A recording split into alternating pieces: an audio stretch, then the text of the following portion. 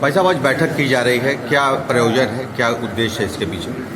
आज जो जनपद मिर्जापुर के जो जिला कार्यालय में आज जो यह मीटिंग हो रही है, इसका उद्देश्य है कि आगामी 21 नवंबर को विश्व मछुआरा दिवस पर जो लखनऊ के रमाबाई अंबेडकर पार्क में जो रैली का आयोजन किया गया है, उसकी समीक्षा मीटिंग ये चल रही है और उसी के तहत यह मीटिंग का आयोजन किया गया है और सारे पदाधिकारियों को गाइडलाइन इस पर दिया जा रहा है कि हमारा संगठन किस तरीके से काम करे और कैसे अधिक से अधिक लोग वहां पर पहुंचे, इसकी यह तैयारी की जा रही है। अमित शाह भी कार्यक्रम में शामिल होंगे, ऐसी खबर आ रही है, क्या जानकारी है पूरी? भारत सरकार के गृह मंत्री माननीय अमित शाह जी को आमंत्रित किया गया है। आमंत्रित करने का प्रयोजन ये है कि 21 नवंबर को विश्व मछुआरा दिवस है और उस तहत यह निषाद समाज के, मछुआरा समाज के लोगों को पूरे देश से वहाँ पर लोग आएंगे, तो उसमें मेहमान के तौर पर गृह मंत्री जी को भी आमंत्रित किया गया है और उसमें गृह मंत्री जी भी सादर आमंत्रित हैं और निमंत्रण भी स्वीकार कर लिए हैं, वो आएंगे। सर, आप प्रदेश उपाध्यक्ष हैं जी। ऐसे में क्या सीट तय हो पाया है कि पूर्वांचल में आप कितनी सीटों पे चुनाव लड़ेंगे आपकी पार्टी?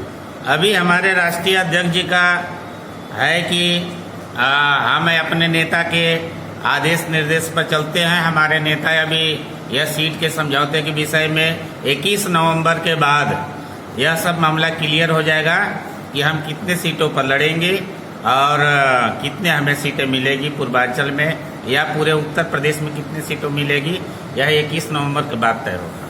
कितने लोग जनपद मिर्जापुर से जाने की संभावना आप बताते हैं? यहाँ से सर, असल में विश्व मछुआरा दिवस है, उसमें जितना अधिक से अधिक हो सके हजारों की संख्या में लोग यहाँ से जाएंगे। उसी तरीके से पूरे प्रदेश से हजारों की संख्या में जाने की तैयारी है और वहाँ बुला करके यह विश्व मछुआरा दिवस है क्या, वहाँ जो संदेश मिलने वाला है वह संदेश यह है कि हमारे वीर वीरांगना बहन फूलन देवी और लौह पुरुष जमुना निषाद जी के जो अधूरे सपने थे, उस सपने को साकार करने के लिए, उसको पूरा करने के लिए यह विश्व मछुआरा दिवस पर यह रैली का आयोजन किया गया है और उसमें उनका सपना था, जो उनका अधूरे सपना था, अपनों को हिस्सा देना।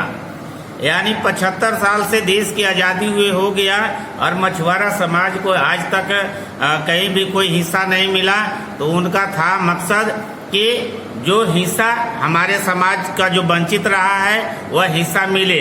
वह हिस्सा था जैसे कि सत्ता में, सचिवालय में, मंत्रालय में, विधानसभा में, विधान परिषद में, लोकसभा में, राज्यसभा में, वैसे ही कार्यपालिका में, न्यायपालिका में, विधायिका में, उसी तरीके से जिला पंचायत में, क्षेत्र पंचायत में, ग्राम पंचायत में जो हमारे समाज का हक हकूक नहीं मिला है, ऐसे समाज को हक दिलाने के लिए, यह संदेश देने के लिए यह रैली का आयोजन किया गया है।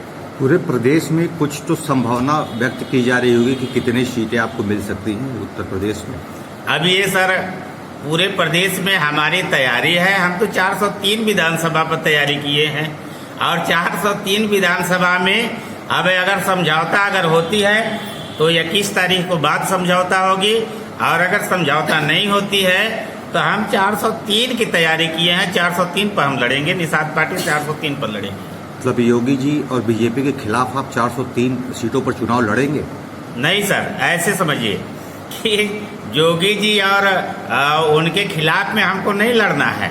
मेरा कहना है कि हम 403 विधानसभा की तैयारी हम कर रहे हैं।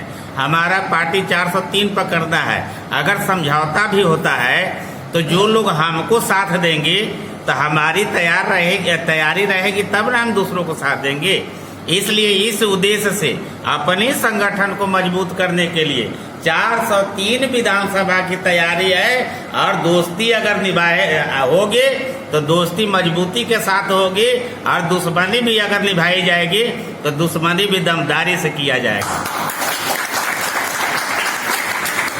सर, संजय निषाद जी को इतनी बड़ी जिम्मेदारी पार्टी ने दी है, बीजेपी ने सम्मान दिया है, क्या उससे अभी आपको सेटिस्फैक्शन नहीं मिला है? देखिए सर, बीजेपी ने यह जिम्मेदारी और यह पद नहीं दिया, बल्कि ऐसे कह लीजिए कि महामहिम राज्यपाल ने इनके जो निर्बल, शोषित, दबे कुचले समाज के लोगों को इन्होंने जगाने का काम किया है। ऐसे उत्कृष्ट कार्य के देखते हुए महामहिम राज्यपाल जी ने उनको यह उपलब्धियां दिया है और उसमें बीजेपी का भी यह सहयोग है, इसमें बीजेपी का साथ है। तो यह लड़ाई सिर्फ हमारे राष्ट्रीय अध्यक्ष जी को जो ये दिया गया है, यह उनका एमएलसी बनना उद्देश्य नहीं है। उद्देश्य उनका हमारे समाज को जो आरक्षण के माध्यम से जो अधिकार है उस पर है। सर, अंतिम सवाल आपसे। जी सर। अभी बिहार के मंत्री आए थे, मछुआरा समाज को वो अपना हितैषी ज्यादा मानते हैं और आपको कहते हैं कि आप खरीद फरोख्त की राजनीति करते हैं जी, क्या कहेंगे सर? इसमें देखिए सर, जो हमारे बिहार से भाई मंत्री जी आए हुए हैं, बड़ी इसमें मजे की बात यह है कि बिहार सरकार में वो मंत्री हैं और बिहार सरकार में जब वह मंत्री रहते हुए भी अपने समाज के लोगों को हक अधिकार दिलाने में नाकाम रहे हैं, वह नहीं दिला पाए हैं। और यहाँ आकर के और अपने हमारे मछुआ समाज के लोगों को यह गुमराह करने का काम कर रहे हैं कि हमने हक दिलाने का काम करेंगे। तो सर, हमारे मछुआ समाज के लोग जो है यह पूछ रहे हैं कि आप यहाँ आकर के जो यह बातें बांट रहे हैं,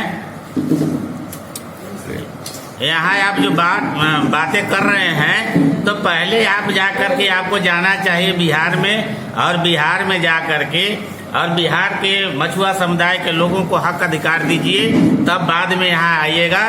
क्योंकि महामना डॉक्टर संजय निषाद जी ने कोई भी पद न लेते हुए और अपने संगठन को इतनी मजबूती से खड़ा करने का काम किया है कि आज भारतीय जनता पार्टी जैसे राष्ट्रीय अध्यक्ष, राष्ट्रीय स्तर की पार्टी जो है, आज गले मिलाने का काम किया है, गले लगाने का काम किया है।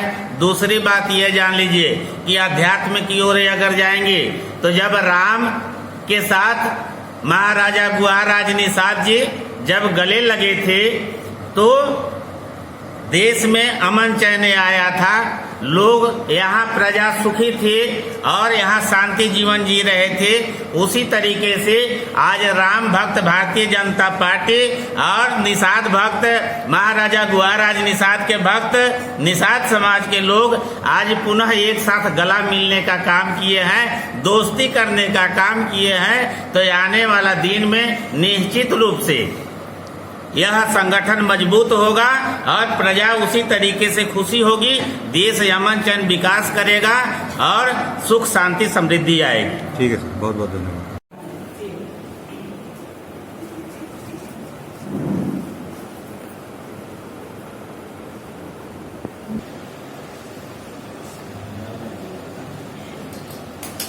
हाँ।